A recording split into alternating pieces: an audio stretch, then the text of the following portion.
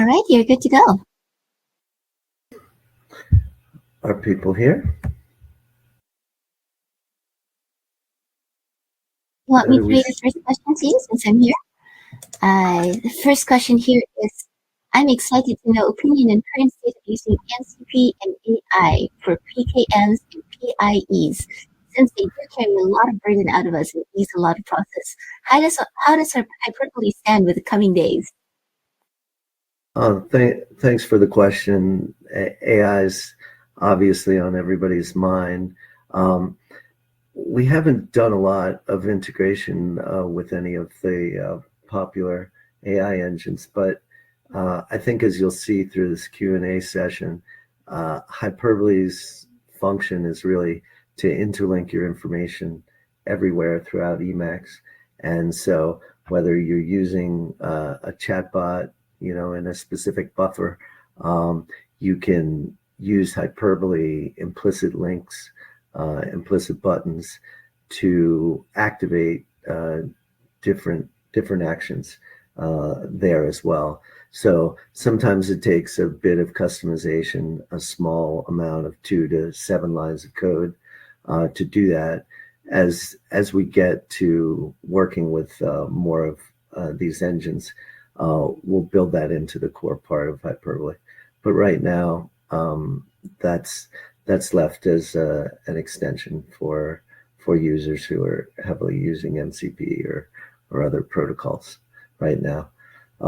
We have, for example, integrated with LSPs, for coding, and have that interface through XREF, and basically using the single key, the action key, which is made a return. You can jump around to any of your source definitions from any reference in almost any language that anybody uses today. So you can extrapolate from that how that might work with AI as well. And I think you'll see later when we talk about Hywiki that we're now enabling just wiki words to be buttons in Hyperbole. So those could be part of your chat with an AI, and you just click on it and you jump right to all your references associated with that terminology. Thanks for the question. Should I just go through the second question? I thought people would be live. Yeah. And as a normal user who codes and takes notes, I really want to deep dive and learn Hyperbole, but always end up winding back up to embark and org mode being the better system. For me, Hyperbole looks over-engineered or over-configured system, which other individual packages do well. And outside Emacs, there's no system supporting Hyperbole or any usability. And I think you've started answering that already, so go ahead. Right. Hyperbole is large, but there's reasons behind that.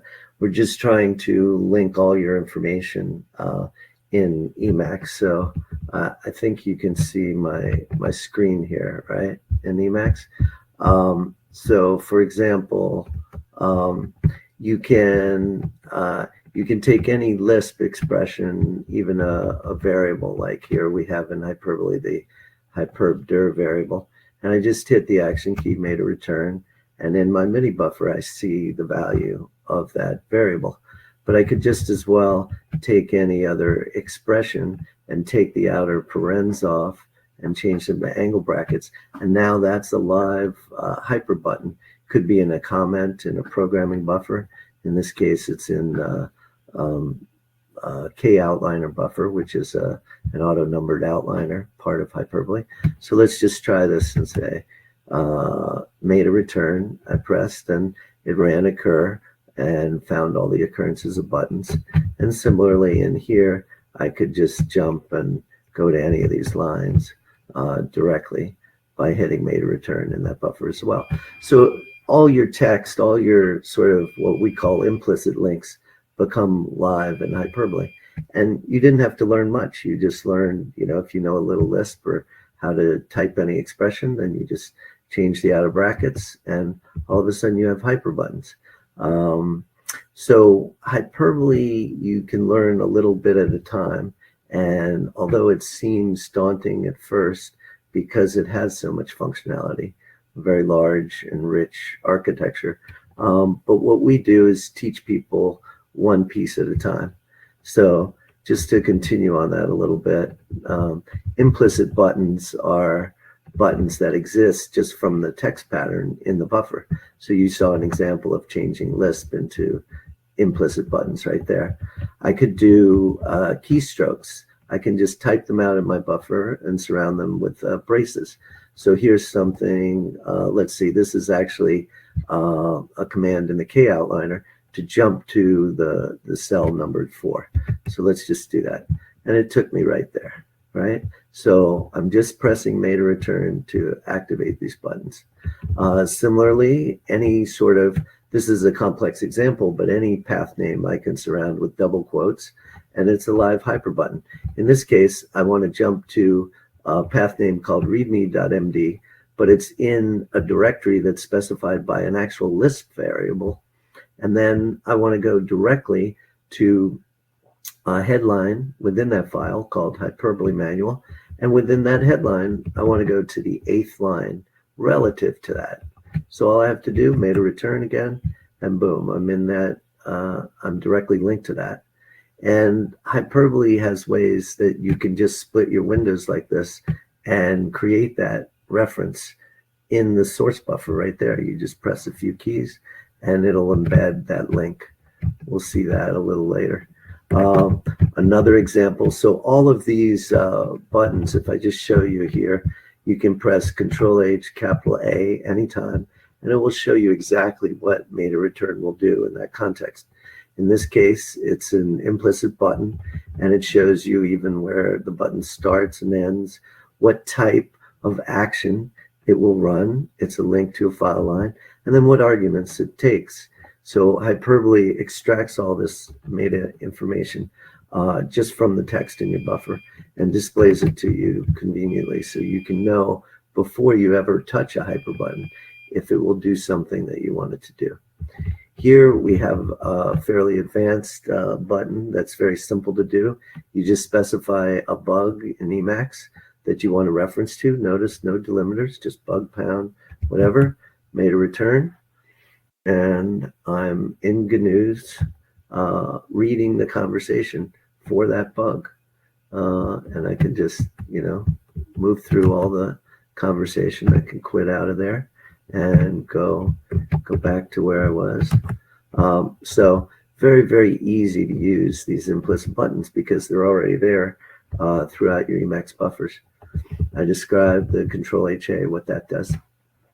And there's other types of buttons that we can get into as questions go on, but you can create your own explicit buttons that have a little slightly different delimiter than you see in the implicit buttons.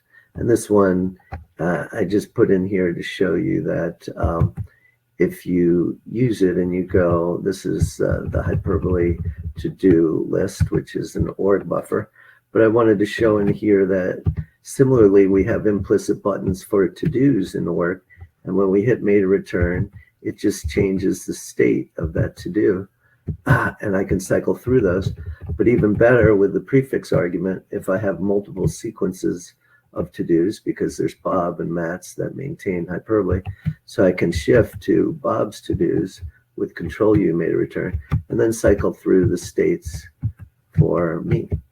So very, very easy to use, something that's a little bit more difficult to do, I think, in org without it.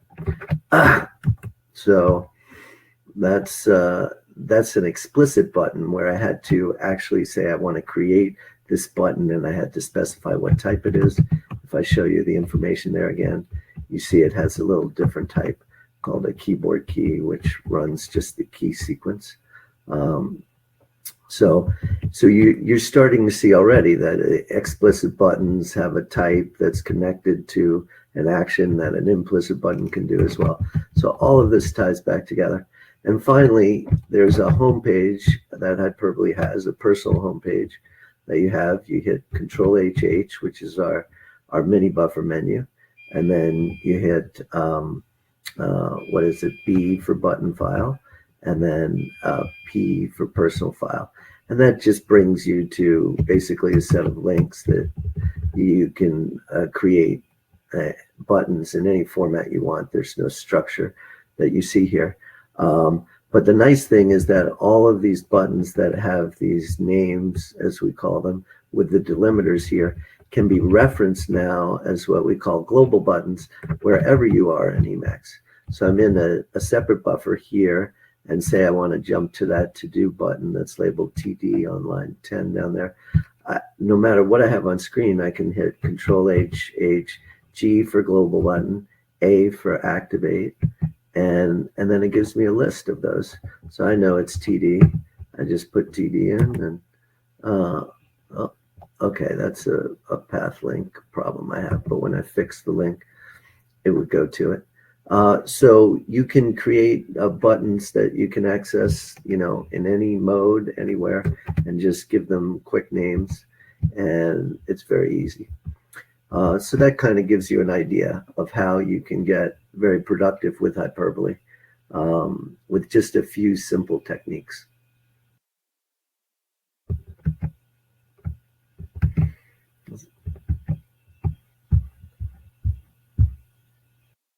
Are you still there, Sasha? Yep, I'm still here. I'm gonna bring up the next question here. I have too many tabs. It's okay. I've been using, so the question is, I've been using activities.el and Bufferlo to save dedicated workspaces, open buffers, window positions in tabs and frames for tasks and projects across Emacs sessions. Can I do something similar with Hyperbole? Yes, you can. And Activities is a nice package from Alpha Papa. We've actually been working with it lately, so we're probably in the next month or so we'll have a specific integration to Activities built into Hyperbole. But right now, we don't. But of course, you can call any of its functions or key bindings using the techniques that I just showed you earlier. But what we do have built in, if you go to the menu again, and you see Control HH, and then there's a W, Windows WinConfig menu. And there's two types of window configurations that you can save here. They are, right now, they're per Emacs session. They're not stored beyond that, but we'll probably add that in as well, or we'll use Activities for that. So the two types are, you can either just save a window configuration in a frame to, actually it stores the frame configuration, to a ring, just like the kill ring. So you have the three commands at the right. You can save with an S, you can pop one off the ring with P, or you can just yank and keep cycling through with a Y, and it will restore the frame configuration that you saved. Similarly, you can just do it by name, and you can say, I want to add a name, and then just give it a name again, Win C, and store it, and it stores it there, and then you can get back to it by name as well. So fairly easy to use as well, and again integrated in the same simple menu system. So thanks for that question.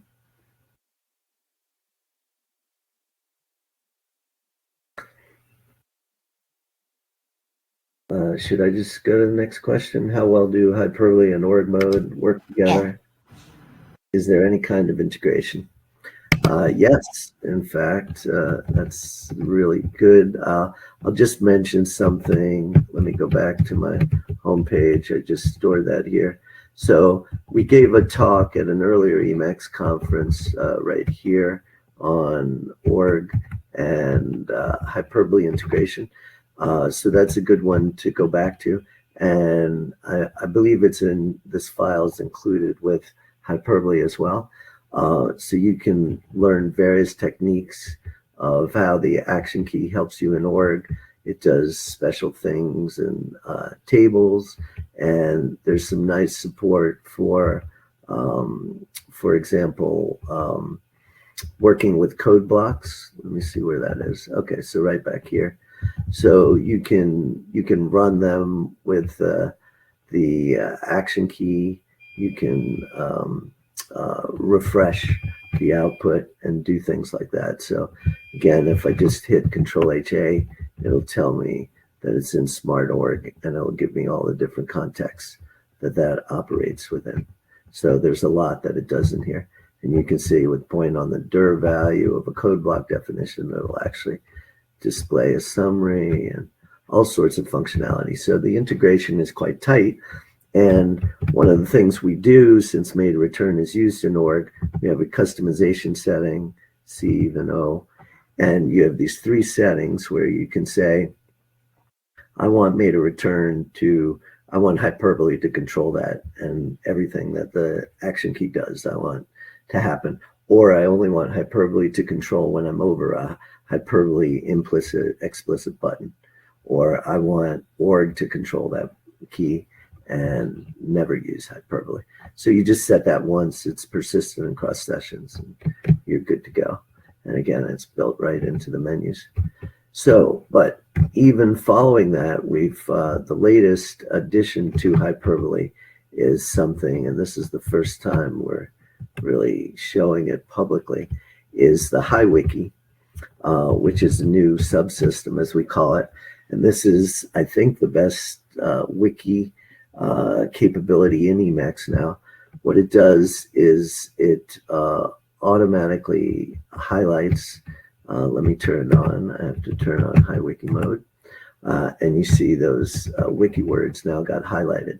So any wiki word, which is the capitalized alpha word, you know, so you can have multiple capitals in there and it'll get recognized, can be used as a wiki word. So for example, when I just type Hywiki here, it automatically recognizes it, and you see it turned it into a hyperlink button, which again, Control HA will tell me exactly what it does there. But I can just hit the action key, made a return, and it'll display my hywiki.org file. All wiki pages are org files. So we're using that for the wikis, and you can export an entire wiki using essentially the org export capability with a little extra set of features that we've added in. But let's say even better, you see I have this heading here. So let me just change this. Let me go back here, and I'll say go to heading. So you just put a pound on it, and now that whole thing is a reference to a specific org section. Notice there's no org IDs here. There's nothing other than the text that you're seeing. There's not even a delimiter. So we have automatic implicit hyper buttons being added in any buffer. Could be a comment in a programming buffer. With all you don't have to add anything. I'll show you how to create a new page in a minute, but you see I can link to any org section without any IDs. And then I can also do like org Roam does, but without the indexing or database that it requires. I can scan over all of my wiki files and headings and find a match really quickly. So we can get into some of that a little later as well, but you know, very convenient. There's nothing that you change on org to do this. So how do I create a wiki word? Well, let's say I wanted, you know, wiki word for me. So that was a wiki word, but now this is a new one. So you see it doesn't highlight because I haven't created a wiki page yet. So all I hit is the action key, and boom, now it created it as a new wiki word. It created the .org file. If I don't edit this file, it won't save it, and it'll not become a word in case you made an accident. But let's just say I want to say it. So, you know, heading, that's it. I'm just in org mode. Now, anytime that Hywiki mode is active in any buffer, essentially, I can type that out and it'll recognize it. Notice, so that's not a wiki word. So it's highlighting and it's unhighlighting right as I type. So Again, you can embed these as org links in org. There's a special format like this, Hywiki Word, that you can make an org link if I was in org mode, just like that. So there's all sorts of compatibility, but basically it's just words, and Hywiki takes care of the rest for you.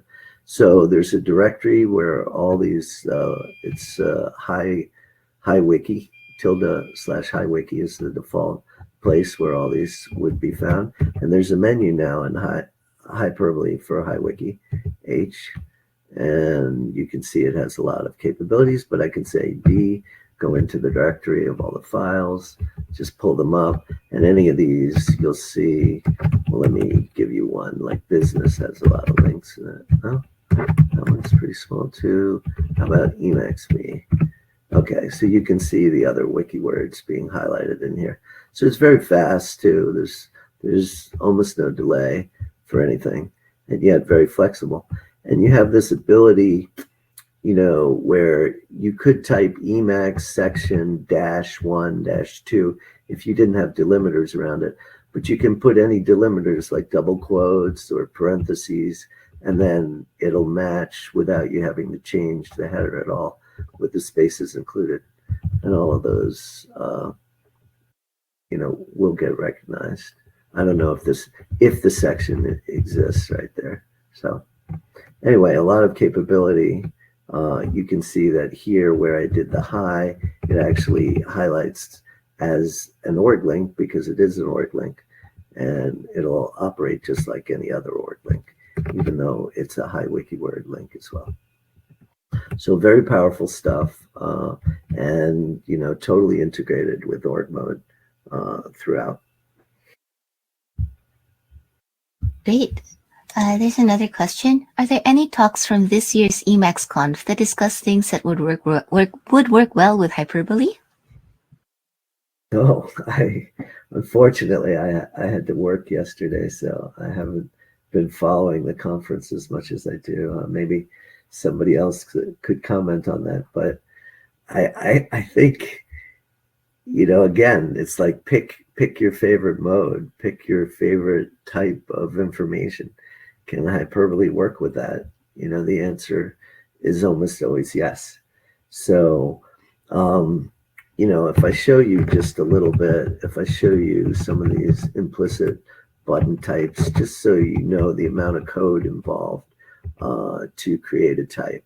So here's like a mail recognizing an email address as a button. It's a little long so that it creates a lot of things, but it's less than 15 lines of code for that. Path names are complicated, so that's a longer one. But let's look at, so here's one recognizing a bibliography entry. So, can be between 2 and 20 lines of code to create an entirely new button type. And you create it once, and you just add it to the set of types, just like a defun, except it's done with this macro called def implicit button type and defib, and it's part of your hyperlinking system forever then. So say you got dumped with 5,000 documents that were in this weird text format, and they all had cross references among them, but it was, again, using a weird format. You could just write your own little type for that, and then those 5,000 documents are hyperlinked for you every time you're browsing them in Emacs automatically. So we do that all the time, create small things, but all of these are built into Hyperbole. Markdown links, tech info links, all of that's automatic. I could even be in a shell mode, and I just say ls, and these are hyperlinks that Hyperbole understands. Right? It just jumps right to the file. So grep-n, looking at any line numbers, you don't have to remember all these different commands anymore. You just hit meta return, and Hyperbole does the right thing in all these different contexts, including following cross-references in code. So I would say that's your answer. Most things that people are talking about we've already probably integrated with Hyperbole, or with a little bit of custom coding, you can do it. I think that's the end of the Etherpad questions for now, but I see a number of people in the room, so you can continue the conversation. We'll be on the stream for another 5 minutes or so, but yes, please go ahead. Great. Yeah, I mean, people, does everybody can talk on the conference? I was expecting to just talk with people here. Let's see. Yeah. Can anybody say anything here?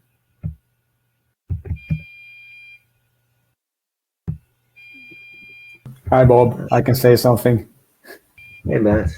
Hi. Yeah. Maybe you want to bring up a topic. Yes, sorry, Bob. I think I saw a question here on IRC. It's okay. It was like this. Interesting, but the many different link formats makes reading and analyzing my notes much harder and less usable outside Emacs. I don't know if you have some comment on that. Well, I mean, the different formats that you're saying, like angle brackets or curly braces, are just so that you can utilize many different types of buttons. But, you know, if you just want to use key sequences, there's only one markup format. You know, with org, you've got the square brackets, which are consistent, but in order to have different types, you have to type a prefix name, like you see the HY for the Hywiki buttons in org mode. So, you know, I think the trade-off is pretty much the same, but Hyperbole always works to minimize the amount of markup. You know, Markdown is pretty simple. A lot of people like that, but I think you'll find in Hyperbole texts, they read just like regular language. I mean, the delimiters are fairly invisible. So I'm not sure what the issue is there. And again, you can choose your own. You can make your own types with your own delimiters. There's even a custom macro that instead of using that def-ib where you have to type out Lisp code, you can use regular expressions. And in one line, you can define your own type of button with its own delimiters. So, you know, depending on what works well for your eyes, you can make Hyperbole adapt quite well to that. And again, if you start using the Hywiki, there's literally zero markup on that. So you're just reading text, and when you want something hyperlinked, it's like a glossary or a dictionary entry. It's just there, and it's just highlighted in the text. So I don't see much barrier to using it with many different types of documents. Let me go back to the Emacs here. If there are any other questions, let me see. Let me go back to this K outline here. So we covered Hywiki. We're in the, I'll just show you some things that we wanted to highlight if people didn't have specific questions. But feel free to jump in anytime if you want to ask something. So what we're looking at here is a K outliner document. There's, you know, Hyperbole is pretty well documented. There's a large manual. There's interactive demos of it, and there are videos as well. But the K outliner is unique in Emacs because it can do like full legal auto numbering. You just say, I want to create a new headline, and you can see, or I could create 4. I could say, I want to create 3 more of these, and I can do it all at once with one key. I can then just tab to make sublevels here. And you see, this is using a specific outline format that we have, but if we do dot in the view specs here, it changes to legal outlining. So it's really that simple. And all of these numbers are automatically maintained as I move stuff around. I can use like org mode, alt, arrow keys to like move things up and down, right? And just move them around. And when I run out, when it can't go any higher, it gives me an error. And then it's just free-form typing here with auto wrapping. The nice thing is that there's actually these hidden what are called ID stamps. So these are permanent hyperlink anchors that are assigned to each cell. So as this cell moves in the outline, you notice that this 29 didn't change. So you can move and all those other auto numbers shift to represent the actual outline structure, but this ID stamp of 29 stays the same. So you can embed that in links and say, I want to link to cell 29. If I go, let me just go to the Koutliner example, and I'll show you one of those, which is really cool because what you can do is say, I want to link. Let me find that. It's down here somewhere. I think there's 3A. Where was it? Yeah, okay. So see right here, this is an internal link with just the pound and then the relative ID, as we call it, 3B. But of course, somebody may have moved 3B in the outline. So when Hyperbole inserts a link, it puts this equal with the ID stamp in it automatically. So if what'll happen is when I reference this, okay, it's still the same. But if it had changed, it would update this link and would change the 3B to say it was 3D now, based on this permalink, the 08 that's hidden away in here. So you don't have to do anything. It's just that you have these automatic hyperlink anchors that are embedded in your outlines again, sort of like org IDs, but you have to manually place those in org. And it just makes linking much simpler. And you can reference this, you can reference the file and the cell number. And again, you don't put this, Hyperbole will put this in. And then you can even have these view specs, which say, I want to clip the display to one line and I want to lead ellipses. So here we see a view over the same outline that's all in one mode. So it's just incredibly capable. So here we've said, there's no blank lines between cells.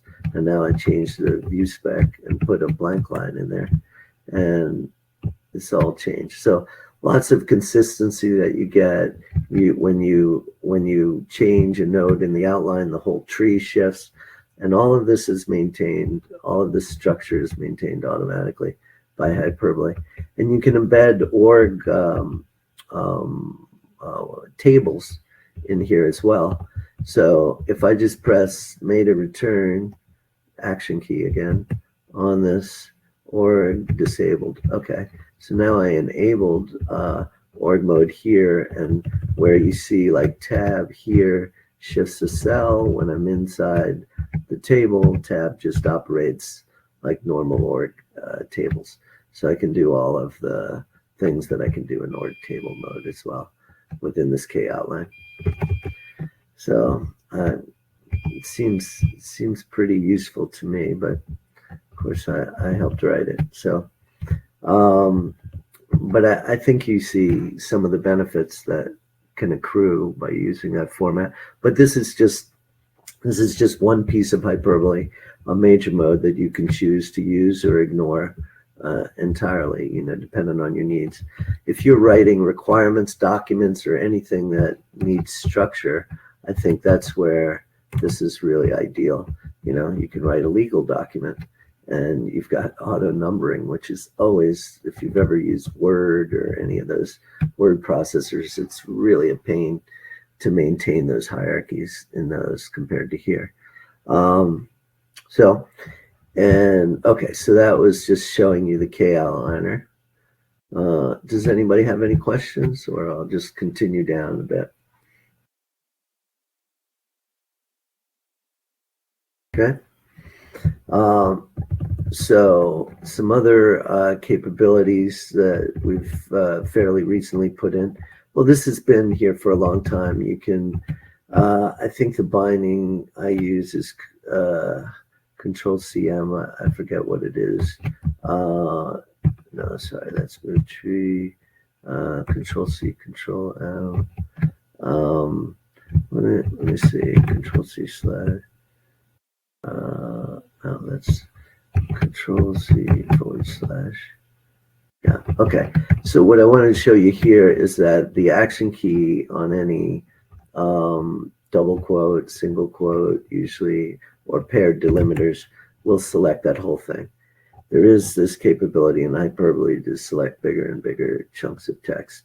But this is really nice that you can just go anywhere in pretty much any mode and hit made a return. And so in Lisp, you can be on the trailing paren and it will select the whole expression, or the opening and it'll select just that piece.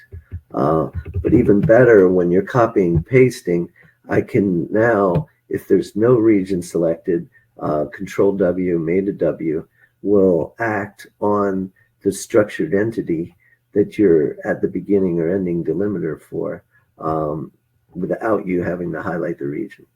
So if I hit made a return, it would highlight it, but let's just do made a W to cut that, and then I'll yank it here. And you see it grab the whole expression and just let you yank it. So it's a nice add-on to the basic Emacs commands that just let you operate a lot more efficiently. You can do something similar in C mode, on the braces. You can select the whole function with one key press, made a return, and then copy it somewhere. And Hyperbole integrates with Ace window if you use that. So let me split this a few ways, and we'll switch buffers here to something else. And let's do it over here. We'll just go to scratch, say. Okay, and then I can go, it's sort of interesting, it works with the with Duret as well. So I can go here and say I want to, so if I do made a O, Ace window will show me the labels to use, A, D, or S, to do something. Like I can move to any of those windows. But what Hyperbole lets you do is say I want to throw with T, like this glass.org file over to the bottom window. So I go made a O to invoke it. I say I want a T to throw it. And then where do I want to throw it? To S, the window. And then you see it's now displaying glass.org. So I can do that with files. I can do it with regions of text. You can replace things in a buffer or throw the whole thing to the window. So a couple extra commands that it extends Ace window with. You can even, I think, well, we also have this command. I think it's Control C at. No, it's Control C at. Yeah. So what it did there was it just selected the files that I had marked in Duret. It selected and created a window grid out of all of them. So I hit like 3 keystrokes. So that's kind of convenient if you want to see a lot of information all at once. And so we covered all that. I won't go into it too much, but there's a whole nother window and frame control system under the screen menu here. If you type Control HHS, then you can select either controlling windows or frames. Let's do windows. And it has this menu where it's just sort of showing you. I can like split my windows vertically or horizontally. I can widen by a pixel, or I can say, or character, I can say, use my prefix argument to change that to 10. And then when I shrink it, it shrinks it up by 10, or it narrows it width by 10, or it widens it by 10. So it has this concept of prefix arguments that persist, and you just type in the number, and then you can issue any number of the commands. So you could move windows or frames, or create them, delete them, cycle through them, all sorts of things, including relative to movement, relative to the edges of your screens. So if you have multiple screens and many frames that you use, it just makes management very convenient. And then you just queue to quit out of there, and you're back wherever you were. So finally, we have a lot of documentation. This is just a link to the videos, which is in the README and in the manuals. There's 2 demos or tutorials, one to get you started. Notice I'm using these implicit buttons of keystrokes, and I can just make a return on that. And that takes me to, here's all the videos. And you can get started with that, or just interact with this demo that we have. And there's one for the Koutliner as well. One of the things that if you're into videos and you need to link to them, notice what you're seeing here.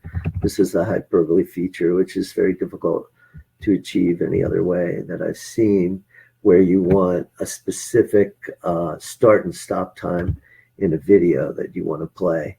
Hyperbole has a built-in link type for that, as you see here. So this is the name of the link that you can reference it by. And then this is the actual link expression. So I could just go and play a video right here. And this is from one long intro to hyperbole that we did. So it's just linking to the specific sections. But that's something, again, this could be embedded anywhere in any file. And it would start to play. I guess I could try YouTube. Well, I don't want to, yeah. Okay, it's on my other screen. So, but it did link to it. So, yeah, just, tremendous capability to interlink your information that way. And, again, you learn it bit by bit. You can study one particular section right here. Just jump directly to that if you want to know about it. The manual is interlinked, has an extensive glossary, cross references of sections. And if you go in there, this is the hyperbole manual. If you look in here, so this is the structure of it with all the subsystems documented. But one of the sections we've added is developing with hyperbole. So if you are, or you want to create your own button types, this explains how to do it. Creating types, you can create your own action and implicit button types. And if you look in here, there are 3 ways to create implicit button types, from simpler to harder.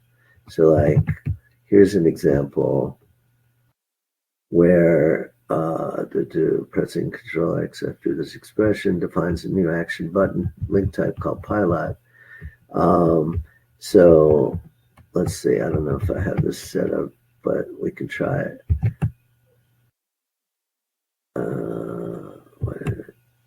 Yeah, I don't have the variable set up, but basically, it can get you, this is a 1-line definition of a new action type that can get you to a Python file based on whatever your Python path is set to, with this simple syntax right here.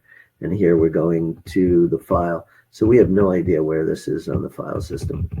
And the same way, like if you use man path, Python path, you can embed buttons. Let's just go to Scratch Buffer. They say, I don't know why. I don't know what's going on there. Buffer is read only. It doesn't want me to go. Must be kind of strange. Something with this key window that I have over here. Let me just move off there. Look at that. Maybe it's just activating that. Okay. Yeah, it keeps jumping back there. I don't know. I have to get this straight. Yeah, it's not letting me type the buttons. Let me see if I can turn off the key casting. Keycast, log on. Yeah, maybe that'll help. I'm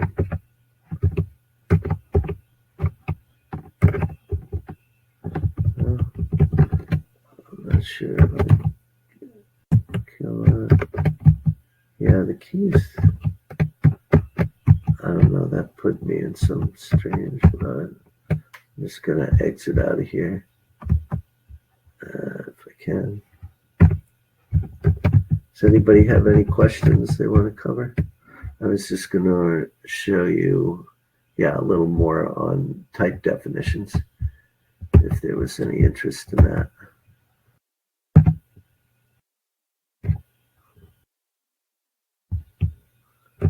Okay, if there's nobody piping up, let me see if there's any other questions.